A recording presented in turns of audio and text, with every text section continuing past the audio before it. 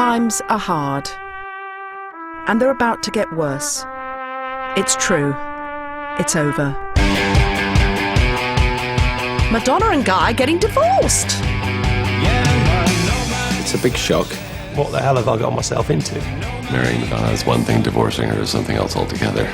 Could this be the biggest divorce battle we've ever seen? It could well be. Tonight we answer all the important questions.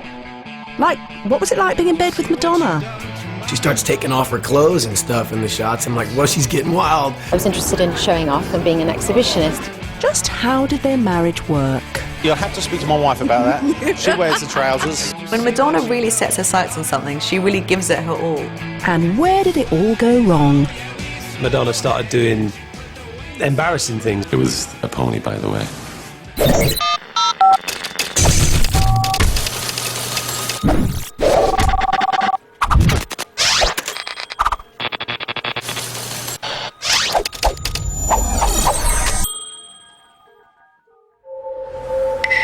On the 15th of October 2008, the world choked on its cornflakes and cried into its coffee as it was greeted with the news that something truly beautiful was at an end.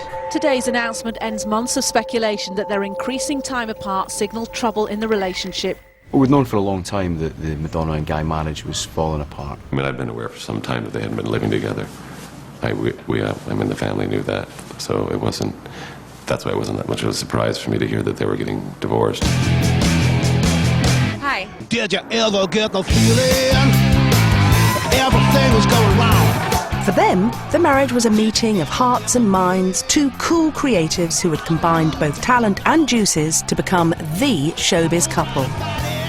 For us, it was a bit of a laugh, and the celebrity satire of a critically acclaimed mockumentary series soon turned on Madonna and her Guy.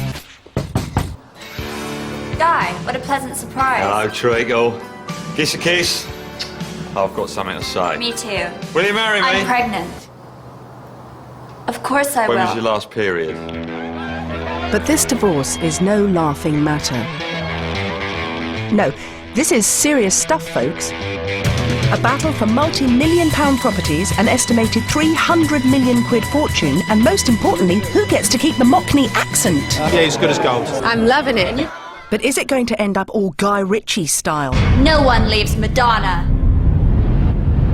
An uber-violent piece of TV comedy imagined a lock-stock, shoot-'em-up climax to the showbiz marriage. Hello, Madonna.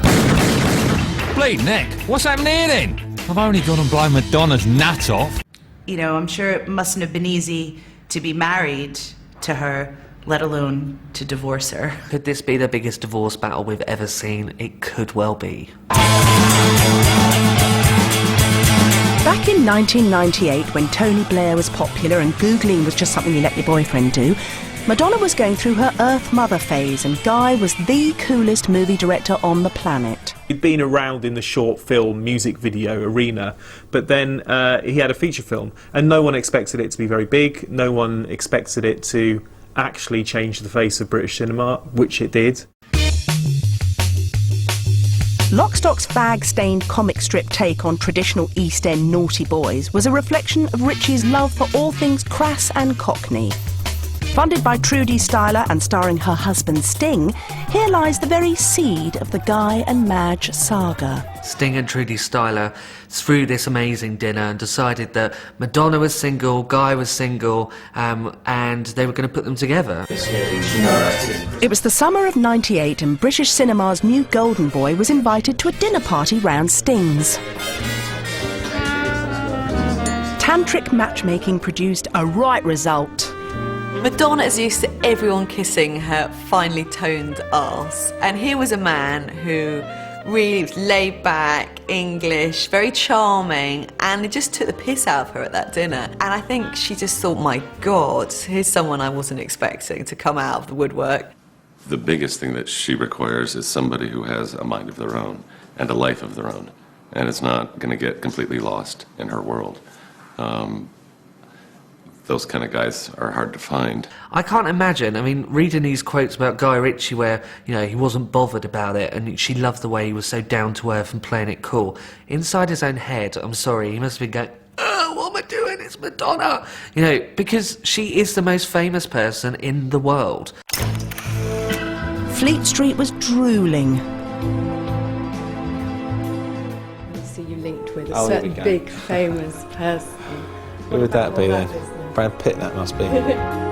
Guy might have played it down, but by the end of 1999, Madge could no longer blame her pot belly on trapped wind.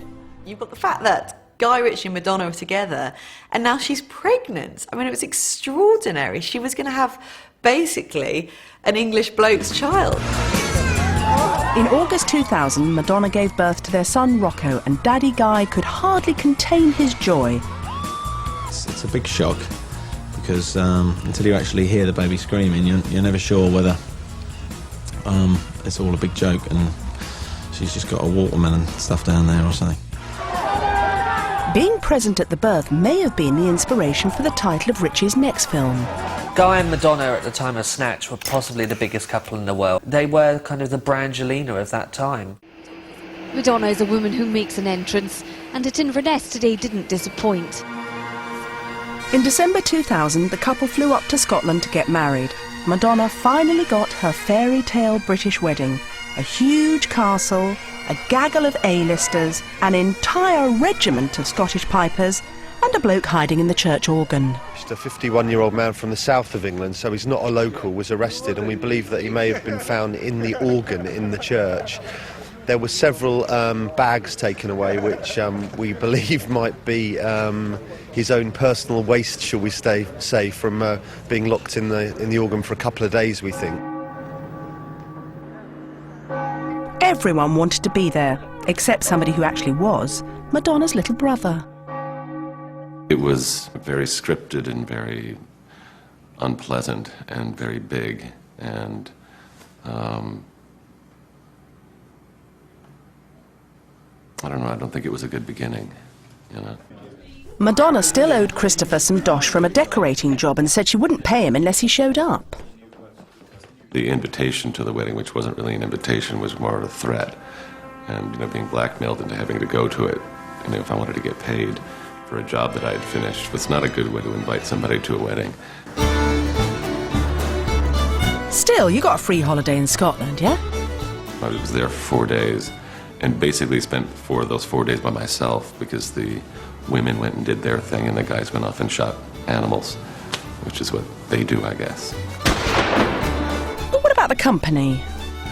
A bunch of his buddies who were, you know, decent guys, but, you know, they were, you know, just a lot like him in a lot of ways, kind of pretending to be something that they weren't, and, you know, and having to sit through dinner after dinner and listen to really bad gay jokes. OK, but at least you got to give a speech, which was nice. Something along the lines, I'd like to toast the happiest moment that happens only twice in a person's lifetime. And if anyone wants to fuck Guy, he'll be in my room. And sat down. And everyone laughed, you know, and I thought, okay, that was funny, you know, but she wasn't laughing, and Guy wasn't laughing, and all I could hear was, what does he mean by that? Christopher's glowing report is the only record the world has of the wedding of the century. Because all their guests, for the most part, were basically family members or A-list friends, nobody really talked about it. So it was very disappointing we didn't get to see anything inside until, of course, very recently when we did get to see those pictures. And here they are. Good, aren't they? 2.5 years after meeting, Guy Ritchie and Madonna had married in Scotland in the biggest event to happen north of the border since they legalised woad. But despite appearing to be the ultimate celebrity couple, people were already questioning the basis of their union. If you think about it, they're not really that compatible. You can't really see why they were attracted to each other in terms of a love affair. Obviously, from a business point of view, they were great together. It did look obvious from the start that Guy was going to get a lot more fame and notoriety out of this marriage than what Madonna ever, you know, she didn't really need anything from it. The things she would be doing, you know, for publicity, when it was helping him out with publicity with his films, you just thought, my God, it's so out of character. Madonna, you know, she turned up in that tight T-shirt with Snatch on the front, and the whole thing was so cringy, and you think, oh God, you know, are they really taking the piss here? One man who knows the difference between a piss and pots you have to get off to piss in is PR guru Max